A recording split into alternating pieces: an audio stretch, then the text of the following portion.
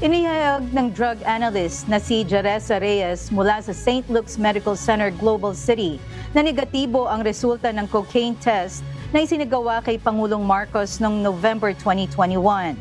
Lumabas ang naturang resulta ilang araw matapos ang akusasyon ng nooy Pangulong si Rodrigo Duterte na may isang presidential aspirant na gumagamit ng cocaine na hindi naman niya pinangalanan.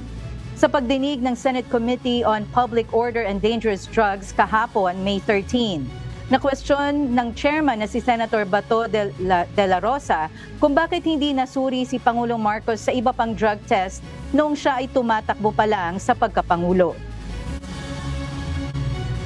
So as the analyst po, yes, may lumabas po na line. So sa drug test kit po natin, meron dun yung control line at saka yung line for the drug analyte. So dun po sa resulta, may lalabas po dapat siya talaga na line as negative. Why cocaine? Yun po yung hiningi niya Hiningi ni? nung pasyente, Sinong pasyente? si Marcos po. President Marcos. Then Then Senator Marcos.